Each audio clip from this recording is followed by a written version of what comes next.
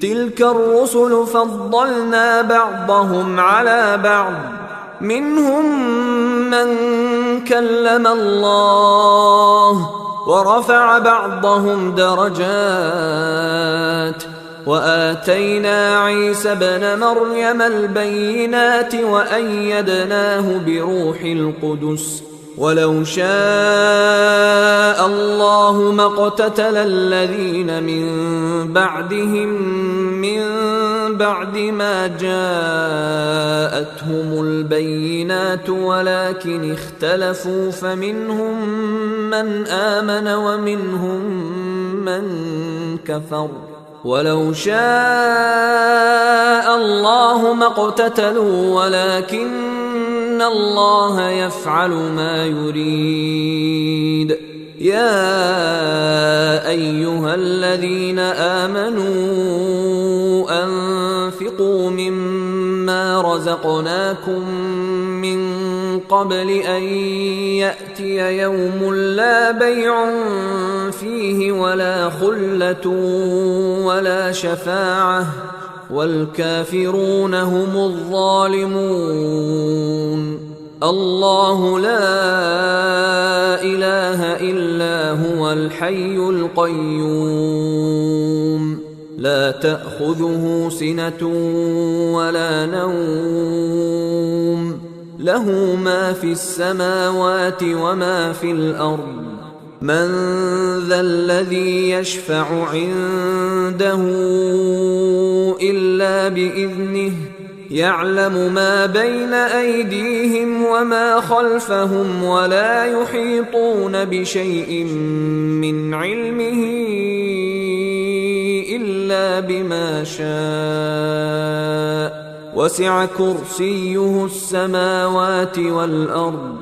ولا يؤوده حفظهما وهو العلي العظيم. لا إكراه في الدين، قد تبين الرشد من الغي، فمن يكفر بالطاغوت ويؤمن بالله فقد استمسك بالعروة الوثقى لا انفصام لها، والله سميع عليم. الله ولي الذين آمنوا يخرجهم من الظلمات إلى النور، والذين كفروا أولياؤهم الطاغوت يخرجونهم من النور إلى الظلمات، أولئك أصحاب النار هم فيها خالدون. ألم تر إلى الذي حاج إبراهيم في ربه أن آتاه الله الملك إذ قال إبراهيم ربي الذي يحيي ويميت قال أنا أحيي وأميت، قال إبراهيم فإن الله يأتي بالشمس من المشرق فأت بها من المغرب فبهت الذي كفر، والله لا يهدي القوم الظالمين. أو كالذي مر على قرية وهي خاوية على عروشها قال أنى يحيي هذه الله بعد موتها، فأماته الله 100 عام ثم بعثه، قال كم لبثت؟ قال لبثت يوما أو بعض يوم، قال بل لبثت 100 عام فانظر إلى طعامك وشرابك لم يتسنه، وانظر إلى حمارك ولنجعلك آية للناس، وانظر إلى العظام كيف ننشزها ثم نكسوها لحما فلما تبين له قال أعلم أن الله على كل شيء قدير. وإذ قال إبراهيم رب أرني كيف تحيي الموتى قال أولم تؤمن قال بلى ولكن ليطمئن قلبي قال فخذ 4 من الطير فصرهن إليك ثم اجعل على كل جبل منهن جزءا ثم ادعهن يأتينك سعيا واعلم أن الله عزيز حكيم. مثل الذين ينفقون أموالهم في سبيل الله كمثل حبة أنبتت 7 سنابل في كل سنبلة 100 حبة والله يضاعف لمن يشاء والله واسع عليم. الذين ينفقون أموالهم في سبيل الله ثم لا يتبعون ما أنفقوا منا ولا أذى لهم أجرهم عند ربهم ولا خوف عليهم ولا هم يحزنون. قول معروف ومغفرة خير من صدقة يتبعها أذى والله غني حليم. يا أيها الذين آمنوا لا تبطلوا صدقاتكم بالمن والأذى كالذي ينفق ماله رئاء الناس ولا يؤمن بالله واليوم الآخر فمثله كمثل صفوان عليه تراب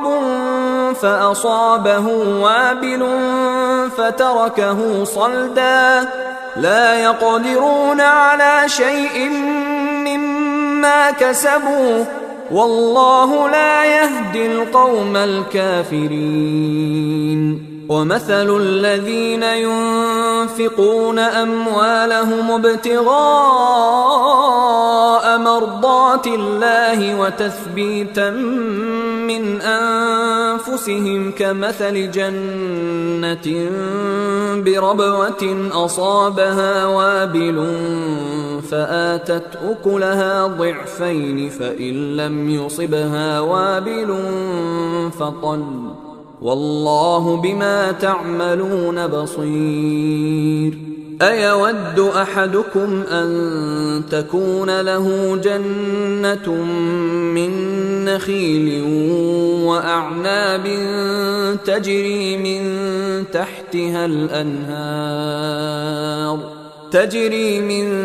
تحتها الأنهار له فيها من كل الثمرات وأصابه الكبر وله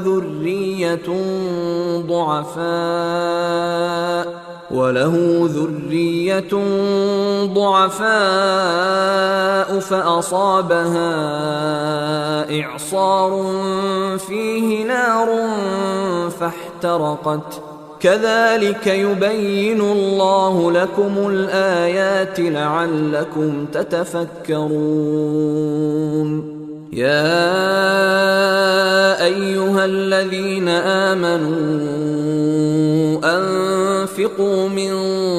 طيبات ما كسبتم ومما أخرجنا لكم من الأرض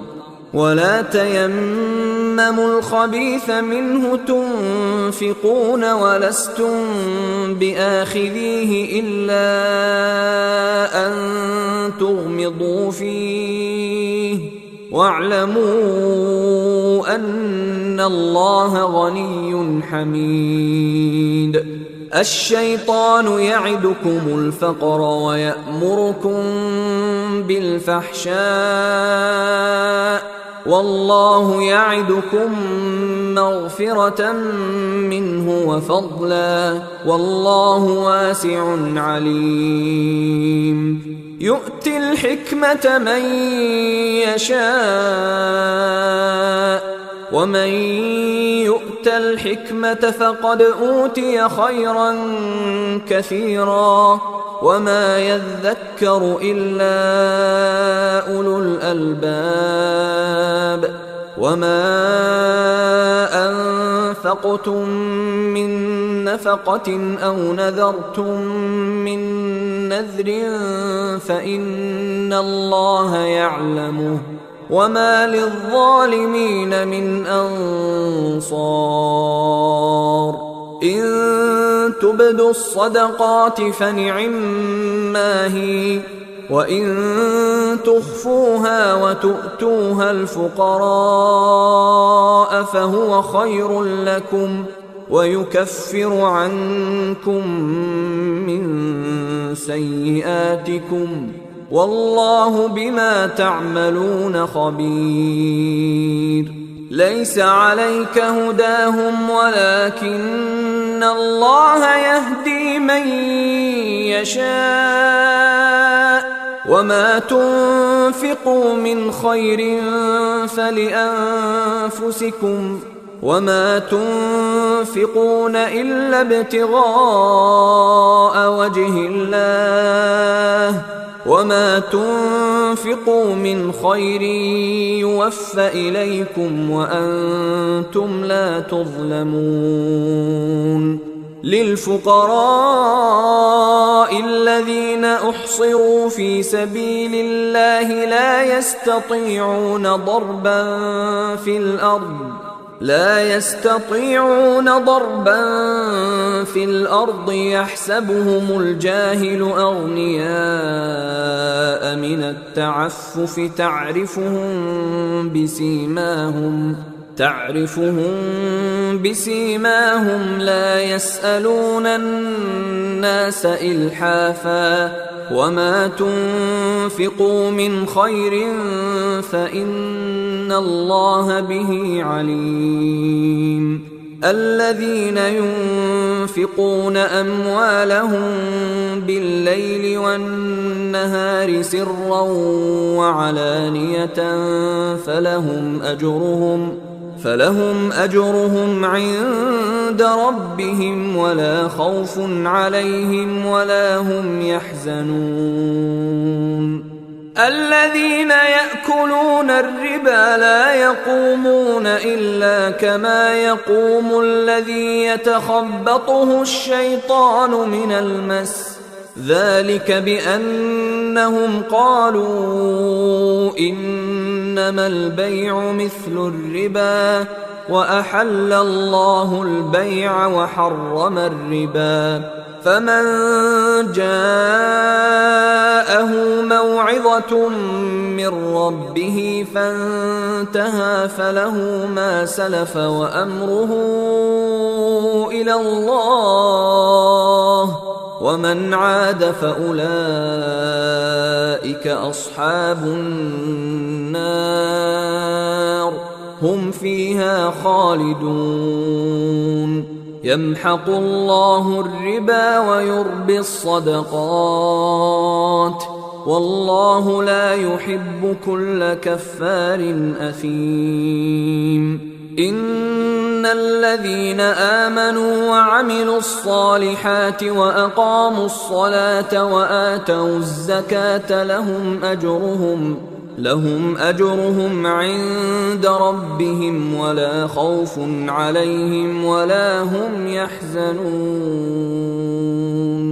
يا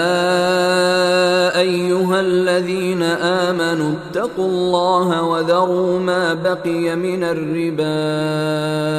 إن كنتم مؤمنين فإن لم تفعلوا فأذنوا بحرب من الله ورسوله وإن تبتم فلكم رؤوس أموالكم لا تظلمون ولا تظلمون. وإن كان ذو عسرة فنظرة إلى ميسرة، وأن تصدقوا خير لكم إن كنتم تعلمون. واتقوا يوما ترجعون فيه إلى الله ثم توفى كل نفس ما كسبت وهم لا يظلمون. يا أيها الذين آمنوا إذا تداينتم بدين إلى أجل مسمى فاكتبوه، وليكتب بينكم كاتب بالعدل، ولا يأب كاتب أن يكتب كما علمه الله، فليكتب وليملل الذي عليه الحق وليتق الله ربه ولا يبخس منه شيئا، فإن كان الذي عليه الحق سفيها أو ضعيفا أو لا يستطيع أن يمل هو فليملل وليه بالعدل، واستشهدوا شهيدين من رجالكم، فإن لم يكونا رجلين فرجل وامرأتان ممن ترضون من الشهداء أن تضل إحداهما فتذكر إحداهما الأخرى، ولا يأبى الشهداء إذا ما دعوا، ولا تسأموا أن تكتبوه صغيرا أو كبيرا إلى أجله، ذلكم أقسط عند الله وأقوم للشهادة وأدنى ألا ترتابوا، إلا أن تكون تجارة حاضرة تديرونها بينكم فليس عليكم جناح ألا تكتبوها، وأشهدوا إذا تبايعتم، ولا يضار كاتب ولا شهيد، وإن تفعلوا فإنه فسوق بكم، واتقوا الله ويعلمكم الله، والله بكل شيء عليم. وإن كنتم على سفر ولم تجدوا كاتبا فرهان مقبوضة، فإن أمن بعضكم بعضا فليؤدي الذي ائتمن أمانته وليتق الله ربه، ولا تكتموا الشهادة، ومن يكتمها فإنه آثم قلبه، والله بما تعملون عليم. لله ما في السماوات وما في الأرض، وإن تبدوا ما في أنفسكم أو تخفوه يحاسبكم به الله، فيغفر لمن يشاء ويعذب من يشاء، والله على كل شيء قدير. آمن الرسول بما أنزل إليه من ربه والمؤمنون كل آمن بالله وملائكته وكتبه ورسله لا نفرق بين أحد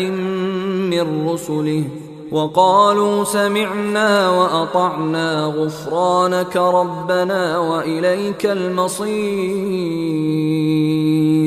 لا يكلف الله نفسا إلا وسعها، لها ما كسبت وعليها ما اكتسبت. ربنا لا تؤاخذنا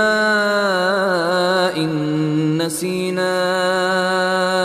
أو أخطأنا، ربنا ولا تحمل علينا إصرا كما حملته على الذين من قبلنا، ربنا ولا تحملنا ما لا طاقة لنا به،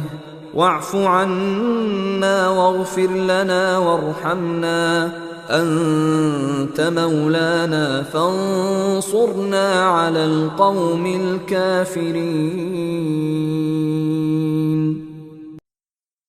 أعوذ بالله من الشيطان الرجيم. بسم الله الرحمن الرحيم. ألف لام ميم الله لا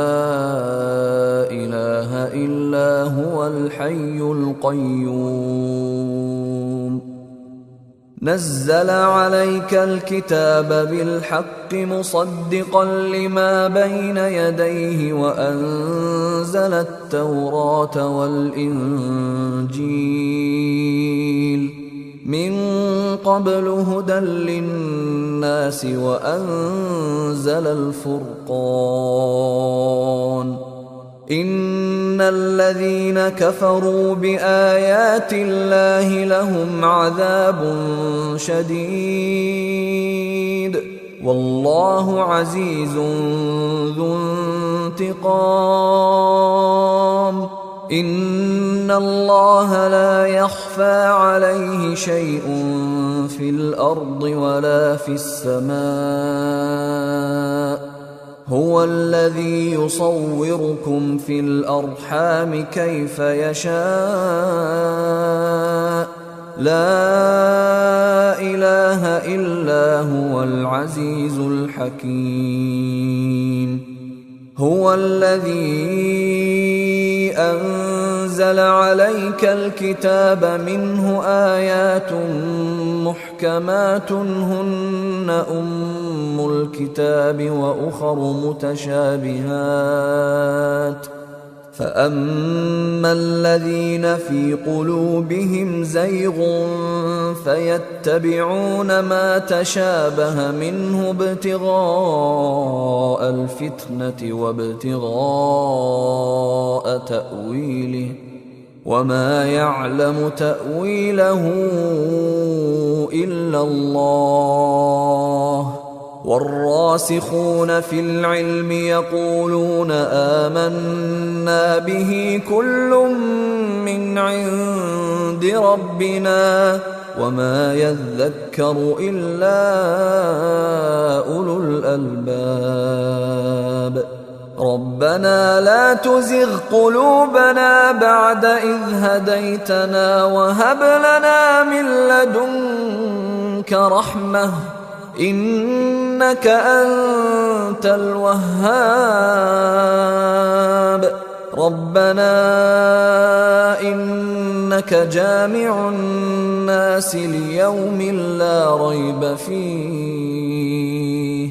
إن الله لا يخلف الميعاد. إن الذين كفروا لن تغني عنهم أموالهم ولا أولادهم من الله شيئا وأولئك هم وقود النار. كدأب آل فرعون والذين من قبلهم كذبوا بآياتنا فأخذهم الله بذنوبهم والله شديد العقاب. قل للذين كفروا ستغلبون وتحشرون إلى جهنم وبئس المهاد. قد كان لكم آية في فئتين التقتا فئة تقاتل في سبيل الله وأخرى كافرة يرونهم مثليهم رأي العين والله يؤيد بنصره من يشاء إن في ذلك لعبرة لأولي الأبصار زين للناس حب الشهوات من النساء والبنين والقناطير المقنطرة من الذهب والفضة والخيل المسومة والأنعام والحرث ذلك متاع الحياة الدنيا والله عنده حسن المآب قل أنبئكم بخير من ذلكم للذين اتقوا عند ربهم جنات تجري من تحتها الأنهار خالدين فيها وأزواج مطهرة ورضوان من الله والله بصير بالعباد الذين يقولون ربنا إننا آمنا فاغفر لنا ذنوبنا وقنا عذاب النار الصابرين والصادقين والقانتين والمنفقين والمستغفرين بالأسحار شهد الله أنه لا إله إلا هو والملائكة وأولو العلم قائما بالقسط لا إله إلا هو العزيز الحكيم إن الدين عند الله الإسلام وما اختلف الذين أوتوا الكتاب إلا من بعد ما جاءهم العلم بغيا بينهم ومن يكفر بآيات الله فإن الله سريع الحساب فإن حاجوك فقل أسلمت وجهي لله ومن اتبعن وقل للذين أوتوا الكتاب والأميين أأسلمتم فإن أسلموا فقد اهتدوا وإن تولوا فإنما عليك البلاغ والله بصير بالعباد إن الذين يكفرون بآيات الله ويقتلون النبيين بغير حق ويقتلون الذين يأمرون بالقسط من الناس فبشرهم بعذاب أليم أولئك الذين حبطت أعمالهم في الدنيا والآخرة وما لهم من ناصرين ألم تر إلى الذين أوتوا نصيبا من الكتاب يدعون إلى كتاب الله ليحكم بينهم ثم يتولى فريق منهم وهم معرضون ذلك بأنهم قالوا لن تمسنا النار إلا أياما معدودات وغرهم في دينهم ما كانوا يفترون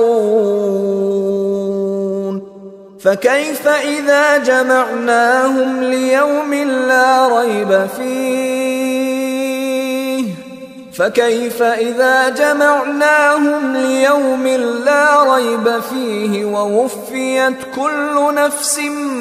ما كسبت وهم لا يظلمون قل اللهم مالك الملك تؤتي الملك من تشاء وتنزع الملك ممن تشاء وتعز من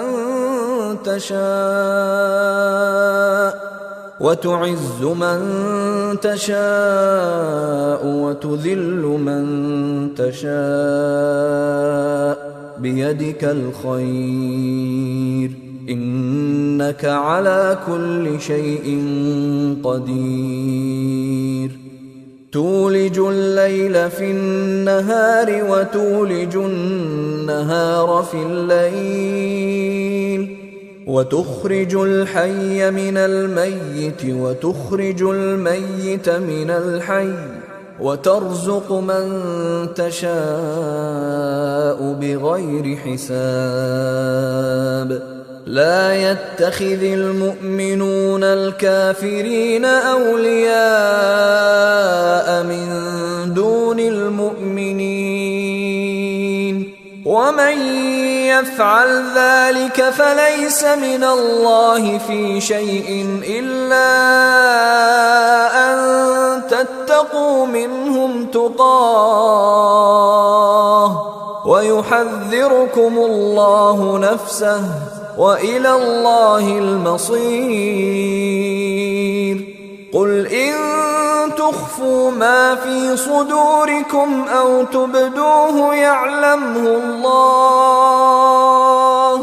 ويعلم ما في السماوات وما في الأرض والله على كل شيء قدير يوم تجد كل نفس ما عملت من خير محضرا وما عملت من سوء تود لو أن بينها وبينه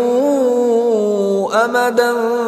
بعيدا ويحذركم الله نفسه والله رؤوف بالعباد قل إن كنتم تحبون الله فاتبعوني يحببكم الله ويغفر لكم ذنوبكم والله غفور رحيم قل أطيعوا الله والرسول فإن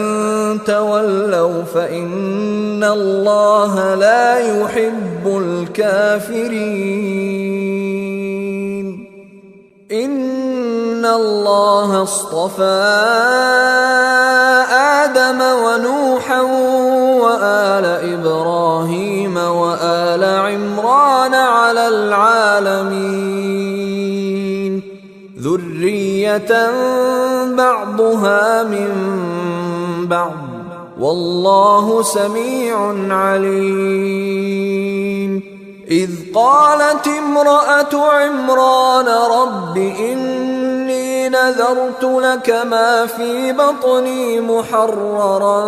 فتقبل مني إنك أنت السميع العليم فلما وضعتها قالت رب إني وضعتها أنثى والله أعلم بما وضعت قالت رب إني وضعتها أنثى والله أعلم بما وضعت وليس الذكر كالأنثى وإني سميتها مريم وإني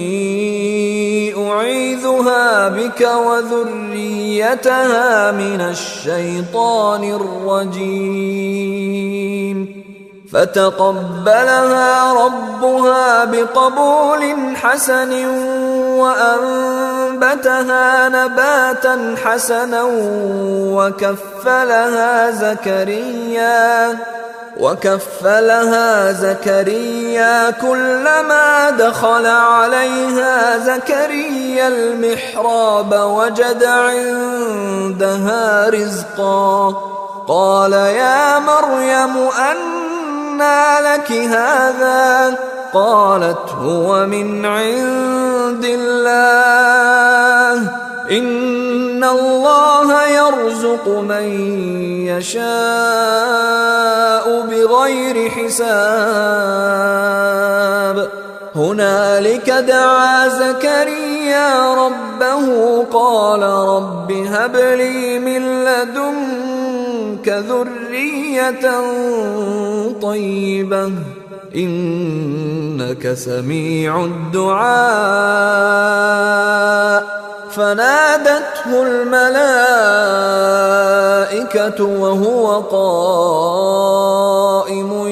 يصلي في المحراب أن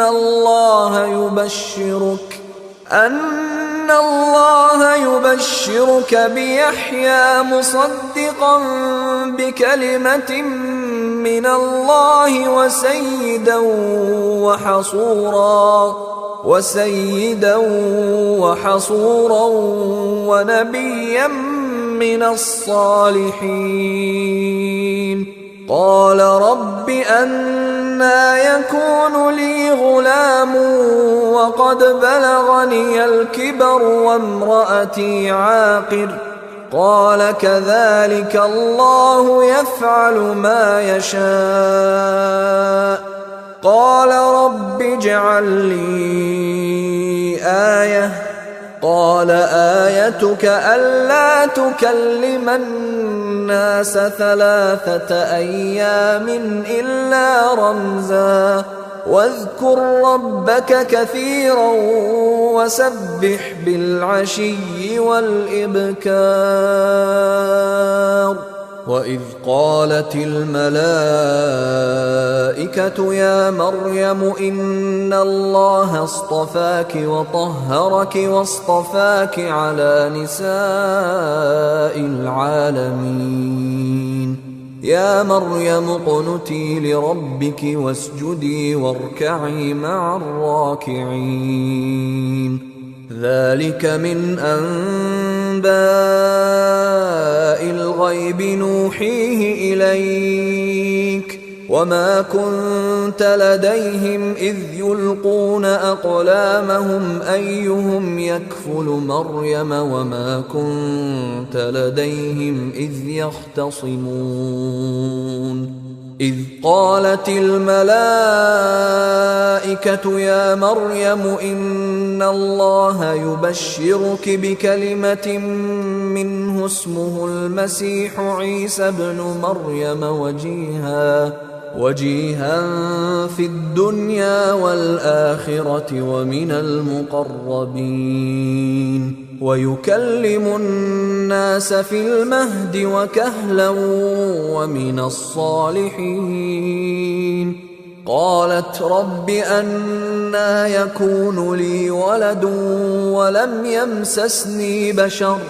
قال كذلك الله يخلق ما يشاء إذا قضى أمرا فإنما يقول له كن فيكون ويعلمه الكتاب والحكمة والتوراة والإنجيل ورسولا إلى بني إسرائيل أني قد جئتكم بآية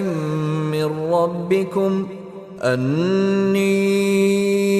أخلق لكم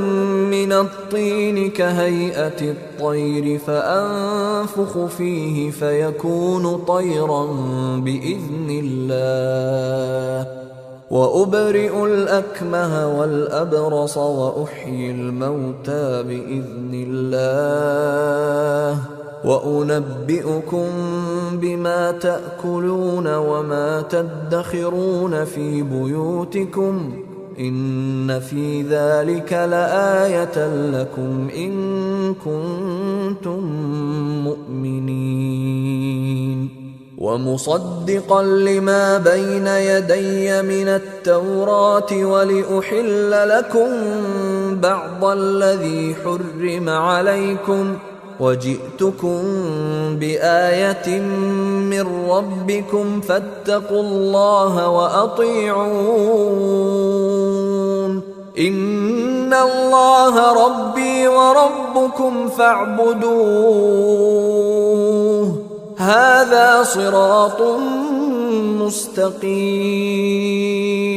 فلما أحس عيسى منهم الكفر قال من أنصاري إلى الله قال الحواريون نحن أنصار الله آمنا بالله واشهد بأننا مسلمون ربنا آمنا بما أنزلت واتبعنا الرسول فاكتبنا مع الشاهدين ومكروا ومكر الله والله خير الماكرين إذ قال الله يا عيسى إني متوفيك ورافعك إلي ومطهرك من الذين كفروا وجاعل الذين اتبعوك فوق الذين كفروا إلى يوم القيامة ثم إلي مرجعكم فأحكم بينكم فيما كنتم فيه تختلفون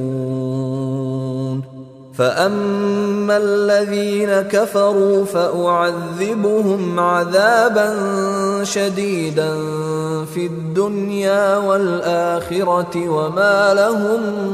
من ناصرين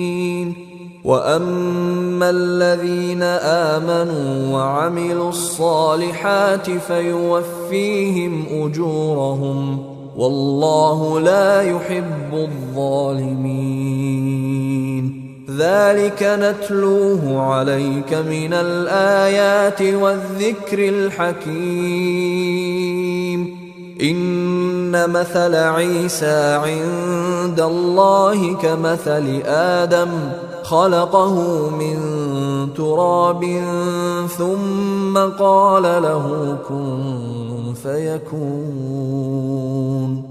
الحق من ربك فلا تكن من الممترين فمن حاجك فيه من بعد ما جاءك من العلم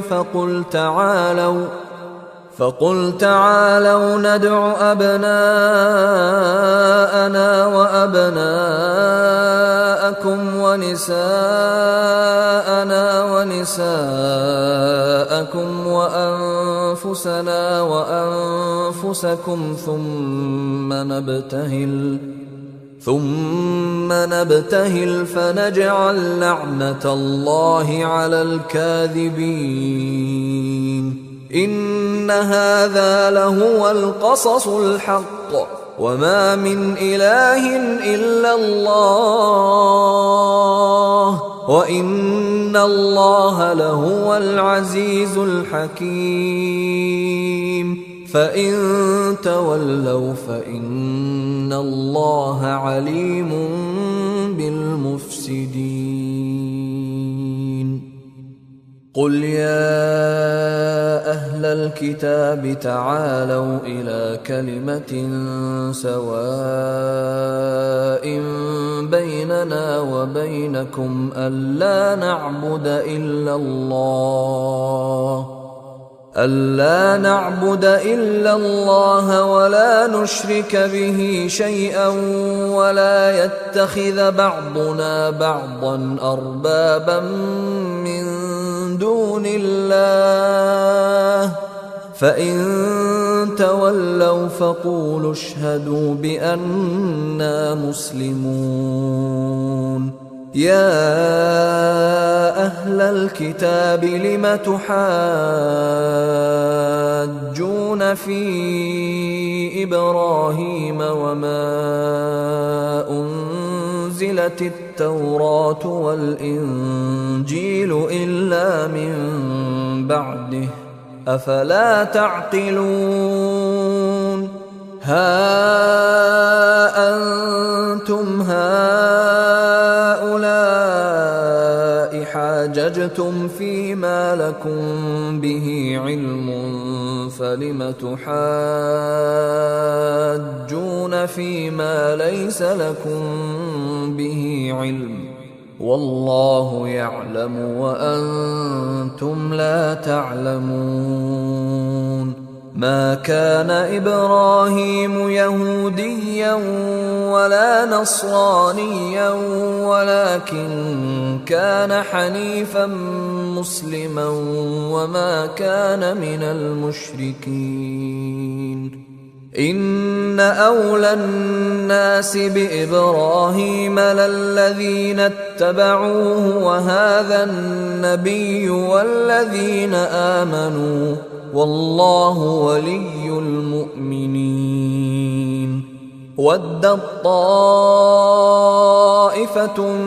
من أهل الكتاب لو يضلونكم وما يضلون إلا أنفسهم وما يشعرون. يا أهل الكتاب لم تكفرون بآيات الله وأنتم تشهدون. يا أهل الكتاب لم تلبسون الحق بالباطل وتكتمون الحق وأنتم تعلمون. وقالت طائفة من أهل الكتاب آمنوا بالذي أنزل على الذين آمنوا وجه النهار واكفروا آخره لعلهم يرجعون. ولا تؤمنوا إلا لمن تبع دينكم قل إن الهدى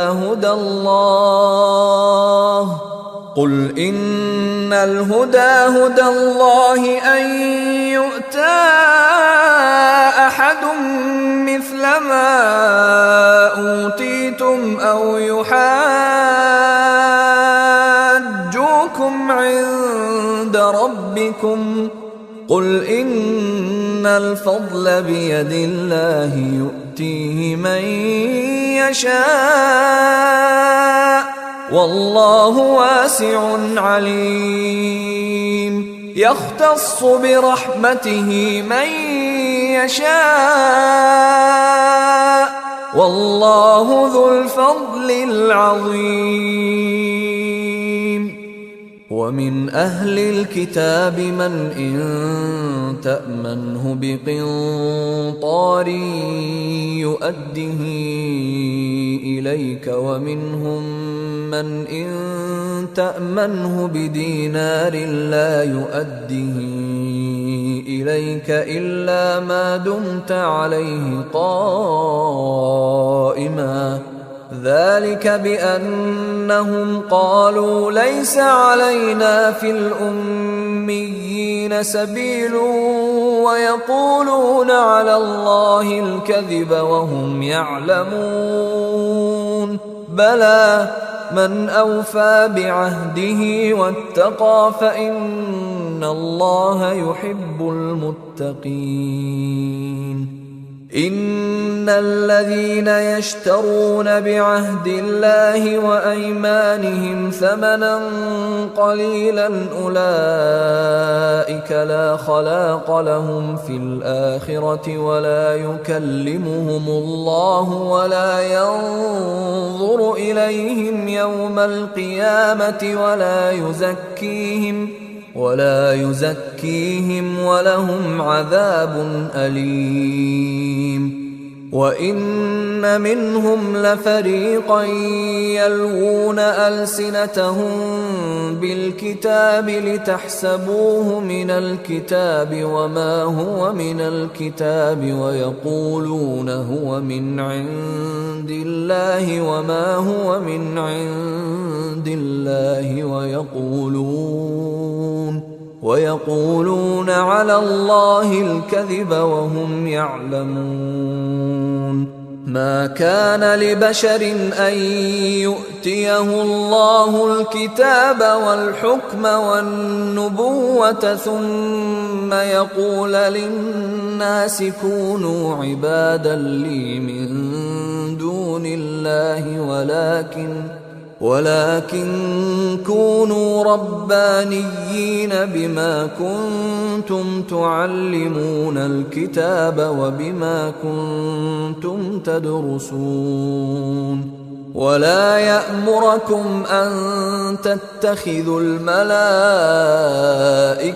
والنبيين أربابا أيأمركم بالكفر بعد إذ أنتم مسلمون. وإذ أخذ الله ميثاق النبيين لما آتيتكم من كتاب وحكمة ثم جاءكم رسول مصدق لما معكم لتؤمنن به ولتنصرنه قال أأقررتم وأخذتم على ذلكم إصري قالوا أقررنا قال فاشهدوا وأنا معكم من الشاهدين. فمن تولى بعد ذلك فأولئك هم الفاسقون. أفغير دين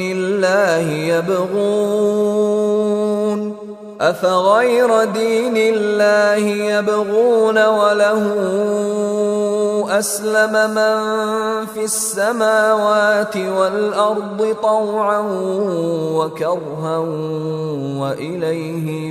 يرجعون. قل آمنا بالله وما أنزل علينا وما أنزل على إبراهيم وإسماعيل وإسحاق ويعقوب والأسباط وما أوتي موسى وعيسى والنبيون من ربهم لا نفرق بين أحد منهم ونحن له مسلمون. ومن يبتغ غير الإسلام دينا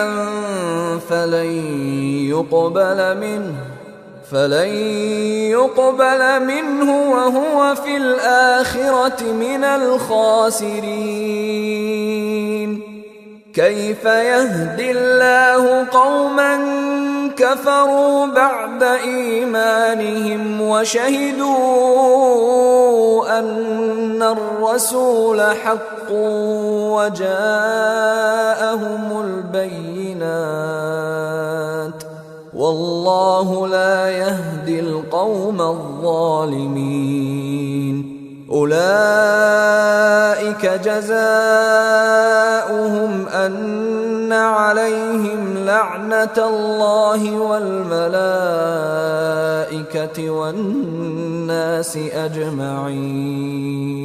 خالدين فيها لا يخفف عنهم العذاب ولا هم ينظرون